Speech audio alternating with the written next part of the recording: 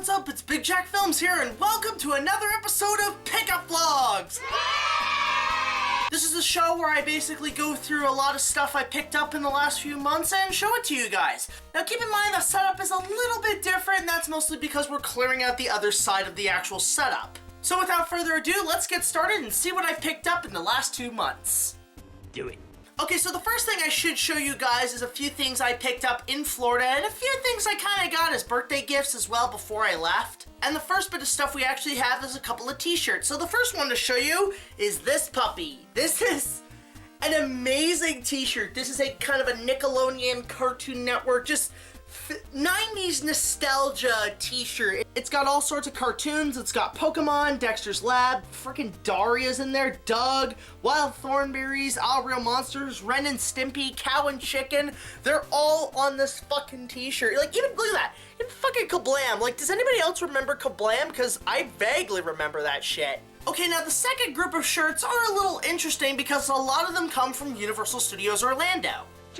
As you guys know, I am a huge Universal Studios fan, most notably for their golden age of attractions from the 90s to 2000s. And if you guys want to check out a group dedicated to everything from the golden age of Universal Studios Florida, link below to the group Kongfrontation, a group for the 8th Wonder, and you guys can check out some really cool nostalgic stuff from the golden age of Universal Studios. But anyway, the first shirt we have here is actually from a friend of my dad's who actually worked on the park when it was under construction. And that, of course, is this sucker. This is a vintage 1990 Universal Studios shirt, and this was given out to all the crew who helped build the park. And even on the back it says first team Universal Studios Florida, June 7th 1990. That's the day the park opened to the public.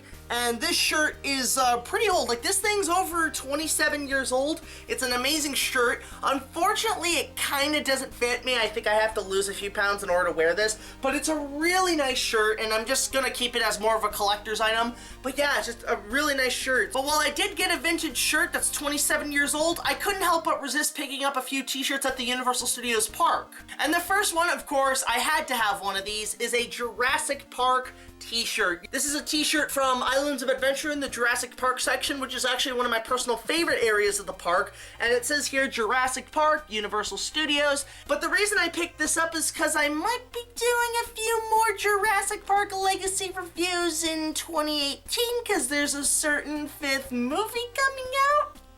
And of course, because the new ride opened at Islands of Adventure, I couldn't resist. I picked up a Skull Island Reign of Kong t-shirt. Now keep in mind, this will not be in the review because I didn't have time to put it on, and I actually bought it after I finished shooting everything. But it's just a really kick-ass t-shirt. I mean, look at that. Look at that. You got Kong holding the truck, fighting a T-Rex. That kind of doesn't happen in the ride, but it's just such a badass shirt, and because I'm a sucker for King Kong, I couldn't help but picking this sucker up, and it's just a really nice t-shirt. If you guys are ever at Skull Island Reign of Kong, this is the t-shirt to pick up. I guarantee it's the best one there. But surprisingly, that's not the only King Kong shirt I got over the last few months. A special friend of mine gave me as a gift for my birthday. She was a little late on it, but I really love this t-shirt. This is a King Kong t-shirt, but it's very, very cool because it's Japanese oriented. It's got Kingu Kongu on the title instead of the regular King Kong, but this is a badass shirt. I love this shirt. I may wear this for any Kong related videos I want to do in terms of the Japanese stuff, or even any of the giant kaiju stuff with the Monster Cinematic Universe with Kong and Godzilla. But yeah, this is a really nice shirt. Hell, I might actually use this for maybe later King Kong reviews, because my other t-shirt that I usually use for the King Kong reviews is starting to wear off. There's a little bit of bleach on it, and I want to find a badass way to end that shirt. But yeah, this is a really nice shirt, and so to my friend, thank you so much for getting me this. I really appreciate this fucking shirt. Look at that. Look at that. Just Kingu Kongu. It's fucking awesome. And then another Kong-related shirt I got is from my cousin on my birthday, and this is a really nice shirt. Just a plain white shirt. It says King Kong, so look at that. I got the English and I got the Japanese version, so this is a really nice shirt. It's got King Kong on top of the Empire State Building swatting at a shitload of airplanes, and it's just got the lettering King Kong on there. But this is a really nice shirt. Also, it's official. It's an official King Kong shirt. That is fucking amazing. So thank you to my cousin for getting this for my birthday. I'll be sure to use this in later videos. Now, the last thing I got in terms of Universal Studios stuff was actually something I found at an antique store in Deerfield Beach, Florida, and that is a Woody Woodpecker shot glass with Universal Studios. And I think this is actually kind of funny because, like, if anybody has ever played the Universal Studios theme park adventure on GameCube, they have Woody Woodpecker blocking you in the line, so it's almost like, yeah, you can't get on the line, even on my shot glass, you can't get on the line. But yeah, it's kind of cool to have this Woody Woodpecker shot glass, especially since I don't think they sell much of Woody Woodpecker stuff anymore at Universal. And the other thing I did pick up at Deerfield Beach was actually a little costume bit at a really nice costume store down there, and that is, of course, just the minor police hat, so I can just, like, use that in future reviews. You will see this in later reviews, but I figured, hey, I need a cop hat in case I ever need to do something with, like, a police officer or something. Now, one thing I did pick up at the premiere of Kong Skull Island at the IMAX 3D showing was actually a couple free posters. I picked up 2 of these posters, and this is actually kind of the theatrical poster. I really am digging this poster. This is really cool. You got Kong silhouetted in the sun, you got the helicopters, you got the soldiers. These will come in handy for my Kong Skull Island review for the new setup for that episode. And the other poster I managed to pick up was actually this sucker right here. Yeah, when I went to the IMAX 3D showing, they had a couple of IMAX 3D Apocalypse Now posters for Kong Skull Island. So yeah, I managed to pick that up, and now that's hung up there in my room. Now, the other stuff I picked up was actually from Toronto Comic-Con. I didn't record anything from Comic-Con, but as you guys can see, it was a really good convention overall, a big dealer's room this time around, and there were tons of great cosplays and shit going on down there. It's just an awesome time to hang out with friends. But anyway, I did get a few things there, so let's check it out. The first thing I got was actually for free, and that, of course, is a Power Rangers movie poster. They had a Power Rangers booth going on there. Saban was just showing off their booth and showing off the Power Ranger helmets and everything for the new movie, but they were giving out free posters. Now, keep in mind, guys, I am a Power Rangers fan, but I am kind of concerned about this movie. I mean, honestly, the Power Rangers look fine. The Power Rangers look perfectly fine, but it's just the Zords that bug me. I mean, the biggest problem I have is the Tyrannozord, because I love the original Tyrannozord from the original show. This one, it looks like if Carnage fucked a Xenomorph. It just looks atrocious. And I mean, the Megazord overall looks like a freaking Bayformer. I don't know about this movie, but I am gonna keep my hopes up. I am gonna go see it eventually. I've actually been invited by one group of YouTubers to go see it on one of the opening nights or whatever, but I'm not too sure. There might be a review in the future, but anyway, yeah, the Power Rangers movie. It looks cool, but I'm dreading this movie. Now, being that it was Comic-Con, one of my favorite hobbies to do at the convention is search for cheap Star Wars figures, and I couldn't resist but getting one, and that is, of course, a Power of the Force Mon Mothma. And yes, I will be opening this. I like to open my figures. I'm not one of those mint condition guys, but this is actually a really nice Mon Mothma figure. I don't have Mon Mothma. It's from the Power of the Force line from Kenner, who make probably some of the best fucking toys ever. It's got Mon Mothma with even her little staff. I think is kind of cool. It's got a little instruction manual. I love the Darth Vader artwork on here. It's just so nostalgic to me, the Power of the Force line. If you guys want, you can see the back. It's got like a description of Mon Mothma. It's got all the other figures you can collect and some other things. But actually what's really cool is it has a film cell from the movie. It's kind of cool. Like, you can really see that. It really picks up really well. And it's a scene where she's discussing the Death Star plans and everything from Return of the Jedi. Many fanboys died to bring Big Jack this action figure.